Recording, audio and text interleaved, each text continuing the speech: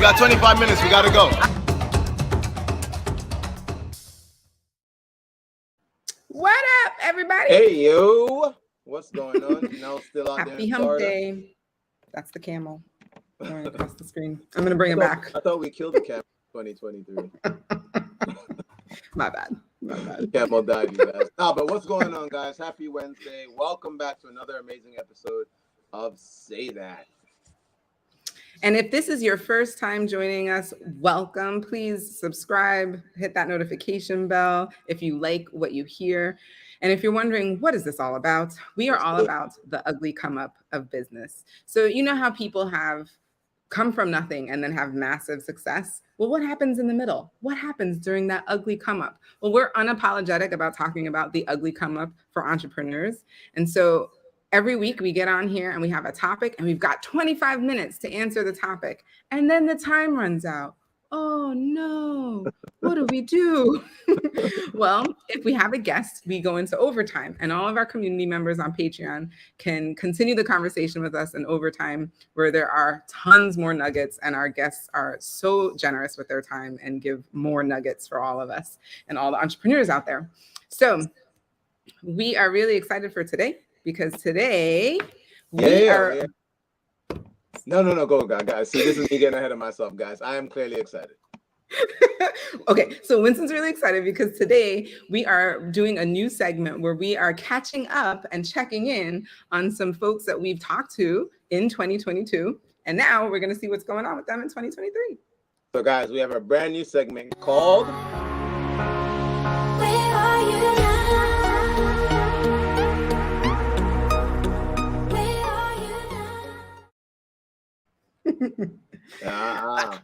So exciting. So for our first guests who are in the Where Are You Now segment, we are really excited because we thought that this would be a great time to bring back the topic of mental health. There's been a lot of things going on. I think people particularly struggle during the holidays, and it's really important that we don't take the light off of it. Like, we want to bring back the light back onto mental health. Just because the holidays are over doesn't mean people aren't still struggling. And your mental health can impact your business. And so we had an amazing conversation with Brandon and Ramon last year, and we're really excited to bring them back. They are the co-founders of Positivity Pays, which is a nonprofit organization doing amazing things down here in South Florida. Both of them have helped several entrepreneurs do whether it's publish books or start their business. They are doing a lot of great things for their community and the entrepreneurs that they serve. And so we thought this would be a great time to bring them back. And guys, if you missed that episode, we'll be sure to link it at the end. But for you guys who are with us live, we just wanted to give you guys a small snippet of just a little bit of the conversation from last time with Brandon and Ramon. So how would you guys answer today's question? Could ignoring your mental health be hurting your business? What have you guys seen with those that you work with? What do you say? I'll go first. I have a story. So it was the answer is yes, right? So my story is I've had really, really bad anxiety over the years from performing, all kinds of things I've been through. And so just performing became more and more difficult for some reason, when it should be a little easier, with the amount of times that I've performed in front of people. And it got so bad. I mean, I was in my head, and I started to get, I was suicidal, to be honest, right? Over something where it was like, I've gotten to the point where I've always dreamed of being at, but being here, I was so nervous and scared of what was going to happen on being on the stage. And I realized that I had issues mentally that I had to deal with in order to continue this business and in order to continue being able to perform and speak to people. Yeah, man. It was such a good conversation. No, seriously. So guys, without further ado, please help Janelle and I welcome back to the virtual stage, Brandon and Ramon. Please welcome our next guest.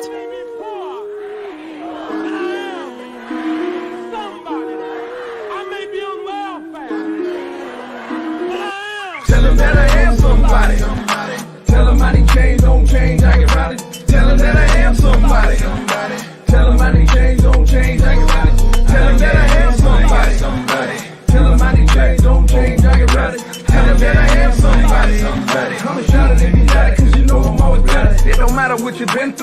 long as you went through from this point, it's all mental. Sounds simple, but it's hard. Hey, What's up? What is up? How you guys doing? What is going on? So let me get it.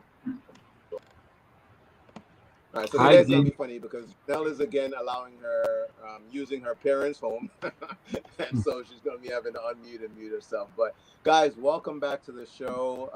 Incredibly excited for you guys to be back on. In case someone obviously hasn't had the opportunity to watch you guys in the first episode, do you guys mind just giving us just a quick or brief recap, a little bit about the story of Brandon and Ramon and Positivity Pays? Sure. You want to go ahead and do that? Very brief. We are individuals. My name is Brandon Freeny, co-founder of Positivity Pays, and we're a nonprofit organization that focuses on literacy.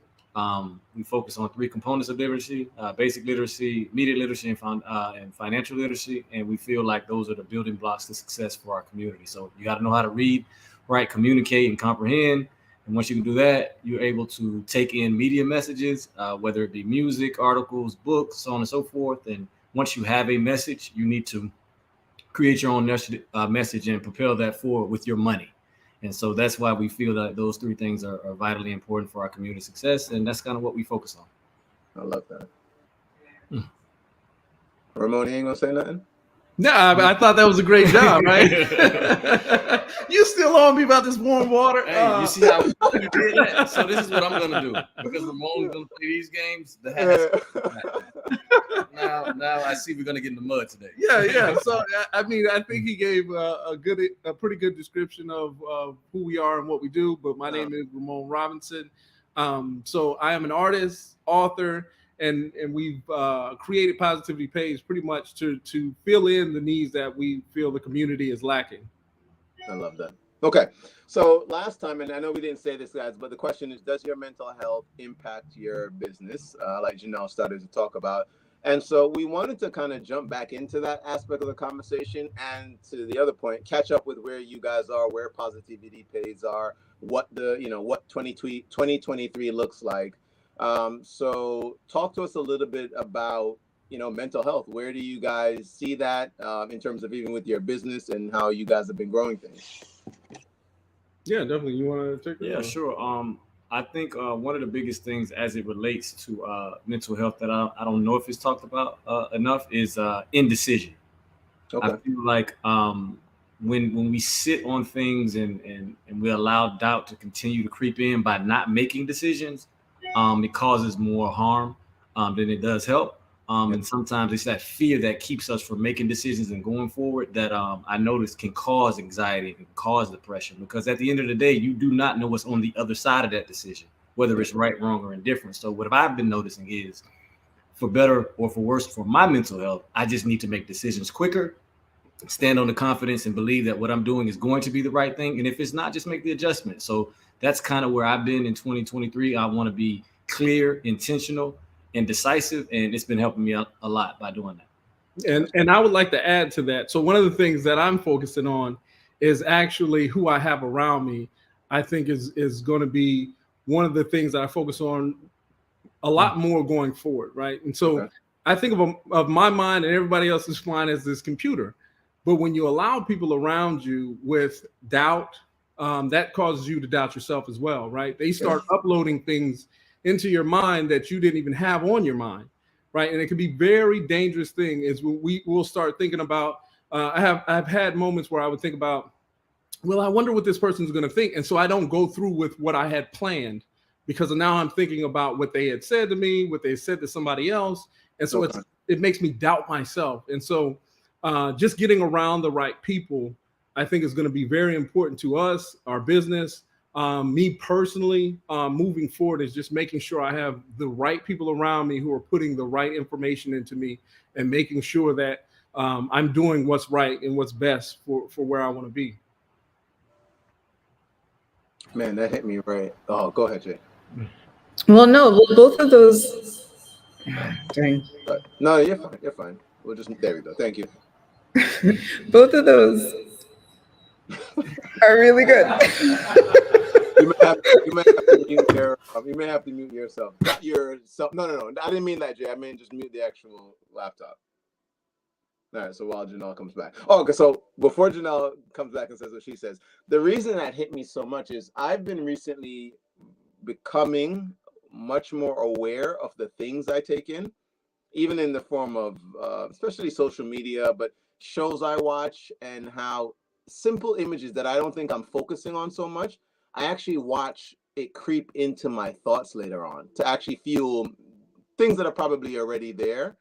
But I've watched how things I've watched seep into affect to your point, Brendan, decisions that I make. You know what I mean? Because I'm hesitating based on something that I saw somewhere else, and I'm not maybe going off of my own intuition in certain areas. You know what made me think of that? I actually had a conversation with my daughter. My daughter's 11, and she wanted to watch something that was scary. And I said, you know, when you watch scary movies, a lot of times you have nightmares. You got to be up in the morning, and you got to be fresh in the morning to do well in school.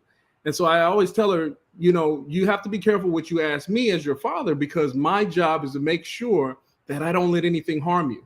And sometimes that could harm your heart, or sometimes that could harm your mind. Sometimes it could harm your body. So I'm always looking out for you, right? So I tell her these things because I don't want her to ever feel, well, daddy's saying no for no reason. So I try to explain why I'm saying no, right? And then when I told her, well, it doesn't make sense to watch this if you're going to be scared of it. And it made me really think about what she's uploading to her mind, right? If I'm aware of what she's uploading to her mind and the things that she's watching and the things that she's listening to, why am I not doing the same thing, right? And so I really started thinking about that deeper, and I noticed that I had friends around me and family members that would say things that have caused me to doubt myself, whether it was music. I remember even when I wanted to start doing music, like that's been the best thing I've ever done for my career is doing music. But everybody told me no, and it didn't make sense, especially when I wanted to do positive music. And I doubted myself so long, I hesitated for years before I actually started trying to make the music and putting the music out. And so I realized that I have to be so much more aware of what I'm consuming mentally. That's what really changes our lives, is when we're taking in all this positive information. That's why we read some of the books we read. Some of the people we're around, we got to be careful of that. And I think, I know I wasn't putting enough time into that, but after talking to my daughter and really explaining to her, I was like, geez, why am I not doing the same thing I'm telling her to do, right? Yeah. And so that's why I really started thinking about that. And so I'm, like Brandon said, being intentional is what we're going to be doing going forward. But with that intent, I am very careful about what I say, and then also who I have around me. I completely relate to that. Oh, my bad. That's so good. I think we're good. So in terms of what you have experienced with the people that you've worked with, whether it's some of the families that you've helped or some entrepreneurs that you've worked with,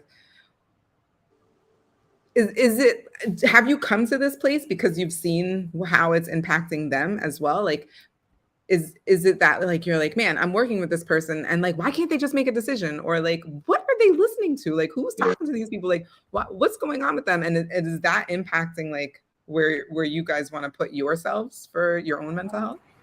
I would say I didn't think of it like that, but absolutely. Ramon and I talk about all the time. Like you guys, I'm quite sure I remember you guys saying you were part of like network marketing organizations before in the past. I never knew why they all started off the same.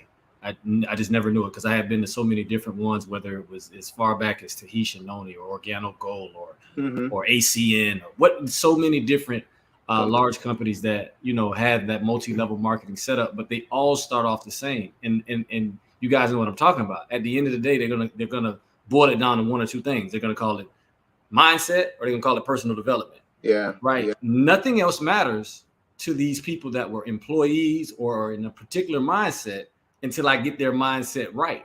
So it didn't dawn on me until like late last year, like, wow, the reason why they have that conversation first, because you can tell people about residual income. You can tell people about a new way to make money, but if their mind isn't ready to receive that, and it's oftentimes it's because they're in fear, they don't understand, they don't know, they've never been taught these things. It does not matter what you say. You can come in with your big compensation plans. You can say they can make $1 million, but if their mind isn't right, it doesn't matter. If they're not in fear, if they're still in fear, it does not matter. So realizing that part, because I've been in that world, it applies to what we do now as entrepreneurs and teaching entrepreneurs. Like when we're having these conversations about you can do it, well, if they don't believe they can do it, no matter how much I put the plan in play, the blueprint right in front of them, to say I just did it, to say I just did it with your friend, it does not matter. So absolutely that has come into play recently in understanding that.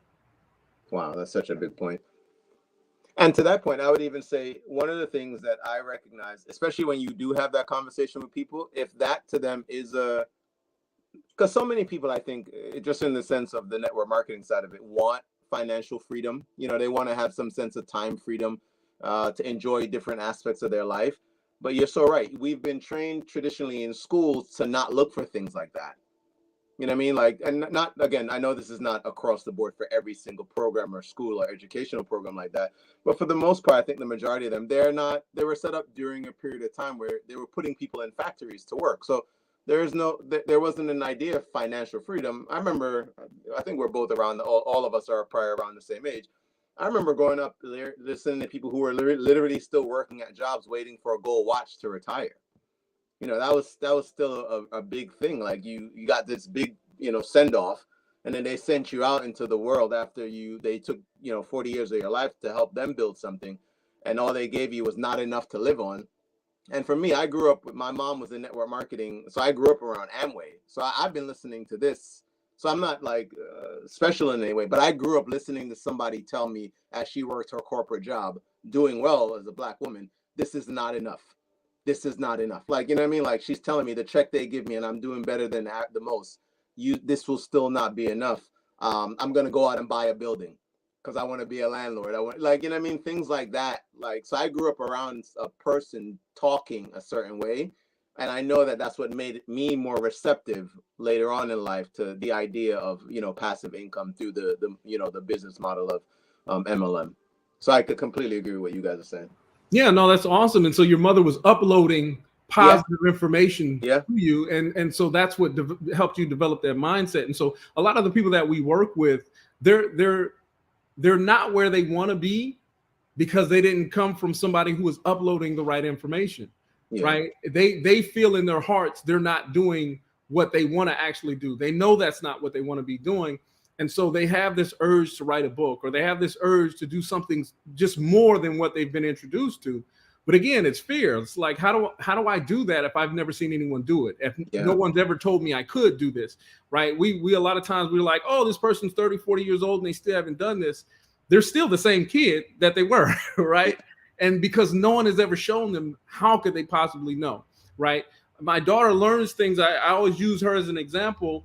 And she's helped me so much because I can see her going through these phases as she gets older. But still, the things that I've never introduced to her, she doesn't know how to do. And so when I look at my life, it's the same thing. If no one has ever introduced me to this, no one has ever explained this to me, I have no idea how to do it. I have to go do my research. I have to do all these things. I don't have the same fears because I've been doing this, right? It's kind of muscle memory, in some ways. And then I have an amazing business partner who is always uploading something positive. I have amazing parents. And so this helps me, but I know everybody doesn't have all the resources that I have. And so I know that there's a lot of difficulties with people in the community. We deal with a lot of kids that are in foster homes. We deal with so many people that have been dealing with trauma that the thought of writing a book and putting a book out, it just seems like it's just not possible. Wow. Were you going to say something? Oh, there you go. So I can't help but, sorry. Well, I was pausing. That wasn't a dramatic pause for the feedback. It was actually me thinking. Okay, so really what I'm thinking about is what we all found out about with Twitch. So for those people who don't know who Twitch is, he was a dancer by profession. He ended up being working with Ellen on her show, Ellen DeGeneres. He was a husband. He had 3 kids, and by social media standards was 100% fine. And I'll back that up by saying people also said that too. So it wasn't just his social media. There were a lot of people who said, like, this is like one of the happiest men I know. He's like a ball of light whenever I see him. I love being around him. He's so amazing. He's so loving, so uplifting. And so when he committed suicide, it was a huge shock to a lot of people. And I can't help but to like want to bring this up because it happened again right around the holidays. And I think it reminds people that like what you see on social media isn't exactly what's going on in people's lives. And also, we still aren't talking about it. Like people still aren't getting the help that they need. Like I wonder, like, is there ever a point where you're just like, I think you need a therapist? Like, do you ever, and like, here's where you can get one, right? Like there's a great organization, for example, called Black Men Heal. And they offer eight free therapy sessions to Black men, like as like a starting point, right? Like, so, and they've been out for a while. This isn't like since Twitch, this has been since before that, but like, as a resource, right? Like somebody could say like, hey, you could maybe try Black Men Heal as like a resource for people to go to if they don't know where to begin. And so I just feel like it's important to even tackle that. Like, how do you guys tackle that when you're working with people? Did you want to go first? Sure. So in terms of how we would tackle it or how it's been tackled in the past, we have a few individuals, a male and a female, that I've actually, sought counseling myself. So as it relates to if there's an issue or if I see somebody that has a problem, I just directly refer them to my counselor, Dr. Tasha. She's incredible. She's actually going to do work with us. We're going to create some things for the children of the incarcerated, some foster kids, might do some things around anxiety. So we do have some direct connections to help as it relates to people that we work with in the community. So like, we don't try to become, rocket scientists in that space, in that field. We try to offer our, our common sense and what we've been through in our experience. But when somebody needs some professional help, I go directly to where I think they can get that professional help from. Yeah, and I want to give a shout out to Matthew Jean. Matthew Jean is another absolutely good friend of ours. He is a therapist. He is who I went to help me deal with a lot of the issues that I had. So can I ask? So the follow-up question that I have to that is, it's great that you guys have these resources. Which is just awesome, right? Because then it's really like it's one thing to identify something, and it's another thing to be like, oh, I can actually like pass you on to someone who can help. So the resources are key. And I guess the other thing that I think about is, what are clues? What are signs? Is there something that you have identified, right? Because you talk about the people who are like not able to make decisions right now, like the people who are like, you're like, what are you listening to? Like all of these things. Are there certain clues, signs, something that you guys have identified, because you've been working with people for so long that you just feel like, I don't think that this is exactly right. Maybe this person should be recommended therapy or whatever, the next steps are. For me, it's as simple as stagnation. Like when I see somebody supremely talented, not be able to get like at least to just do the things that they say they're going to do, I immediately say, well, what's going on? What have they been told in the past? What haven't they done? What haven't they seen? And then we begin to unpack those things because we start to see patterns. So once I see somebody that's supremely talented, stay stagnant for a certain period of time, when we're paying attention, we're helping, we're assisting, I kind of at that point start to, become concerned in some ways, or just start to think maybe there's a mental health issue here, or maybe there's just something there, a barrier of some sort that we may need to get by. Yeah, I think there are a lot of things that kind of stand out that are trauma responses. Okay. So saying sorry a lot. Right. That's one. Not even, it's like there's one where people won't rely on resources. That's a trauma response where it's like, oh, my parents have this, but I don't want to ask them. I want to do it by myself. That doesn't make a whole lot of sense, because if you think about all major corporations, everybody that's having this success is relying on someone or something to help them, right? If you can't rely on the people and those closest to you, I think that's a problem. And I think you really need to understand why that's a problem. You need to look into that, why you're acting, why you would act that way, or think that you don't want help from those closest to you when you're going to need help anyway.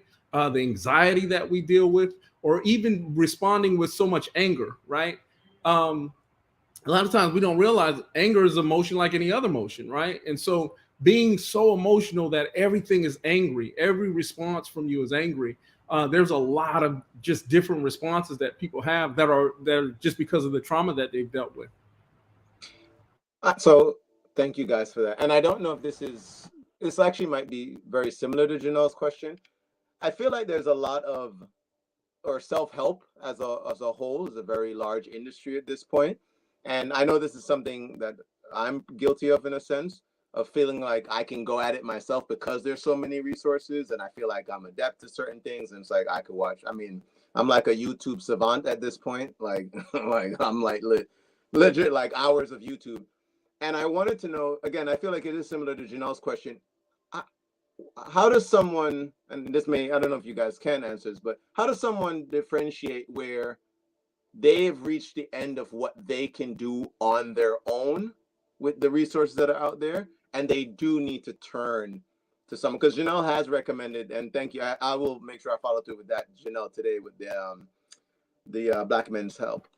But where does someone, what are some maybe signs or something that someone can look to go, I'm not getting better at this, and I need to again add something else to my resources, which is another voice that's not my own?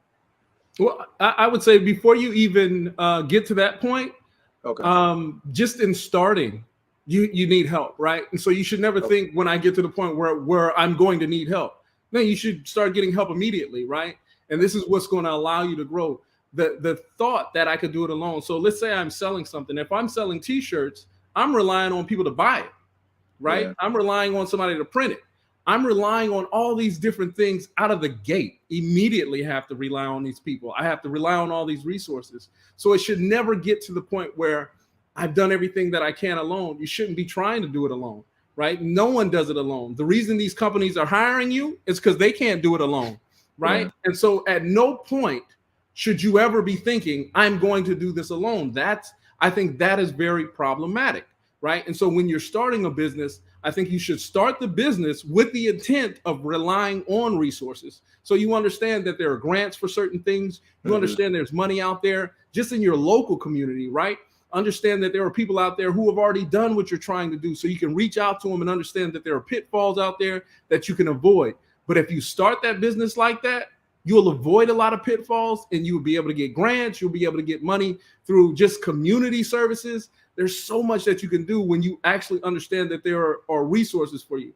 If you look at some of the top companies in the world, the money that they get from the government is astounding. From banks to shoe companies, they're receiving billions of dollars in subsidies, which means they're getting help.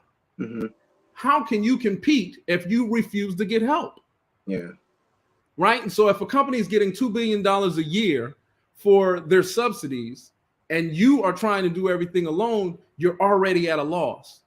And so we have to understand that we got to start relying on each other. We got to start relying on those closest to us. And we got to start relying on those resources that are already in the community that people have already put in place. We have a nonprofit that supports people. And when someone like that we're trying to support is saying, well, I want to do this by myself, then there's no need for us, right? We want to be the people that help people in the community get to that next level. We're offering support in the areas we didn't have support in. We have a ton of support now. We have like some amazing people who are donating to our nonprofit, which then creates opportunities for other people. But it only works if we work together. Wow. Did you want to add it? No, that was like a beginning, where you like drop the mic. I ain't coming. So I think this is a great time to talk about, well, what is happening for Positivity Pays? What's happening in 2023? Let's check up on that. Like, how's that going? Put the website back up. Well, one thing we're doing, and I'll let Ramon get into more like the trading cards and things of that nature. But one thing that we're starting is something that we've been, kind of putting out in the cyber space in the world. Like some people even identify me this way, but we're going to start a Feed the Streets campaign, which is the idea that, you have to feed the body, mind, and the spirit. And so you have to have good financial health, good physical health, good mental health, and all these different things. And so what we're going to start doing, because we noticed when we were going to the schools that sometimes the kids would be irritable. And based on that irritability, we would notice that maybe they were being bullied or maybe they were just hungry and things of that nature. So we want to just kind of get rid of all the barriers that we can. So we're about to actually partner with one of the largest food banks in the country, Feeding South Florida, and they're going to help us start pantries at high school and elementary school. And so what we want to start to do is do something really simple. Once you can feed the body, it's very easy to feed the mind. So we don't want to go into classrooms or settings with organizations where we have children or participants that are thinking about basic necessities, so they can't get the information that we're trying to provide. So that's one of the big things that we're going to be doing this year. So with Boyd Anderson High School, we're going to try to start that. And at Old Dillard Museum, which is right next to Walker Elementary, we're going to try to create a pantry where families can just come in after school and just get the food that they need. Wow. Okay. So we're out of town, obviously, guys. We're going to take this conversation into overtime, where I know you guys are doing some work with a streaming partner that we have, which is Hollywood, a brand new app out there for entrepreneurs, creatives.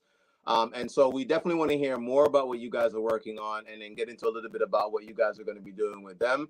So for everybody who is already a Patreon member or a part of our community there, you guys can definitely jump over there in a couple seconds, and you're going to see the rest of the conversation with Brendan and Ramon. But for everybody else, if you've not already done so, guys, the information to join us on our Patreon and become a member there of our community of growing entrepreneurs looking to help each other, uplift each other in many ways. Definitely just click on that link in the description and you can join us over there. And again, show some love to Brendan and Ramon, guys, in the chat. Always a pleasure talking to you guys. And thank you again for being here with us today. And as always, echo. as always, remember, you deserve the good life. Say that. See you in a couple minutes. Peace.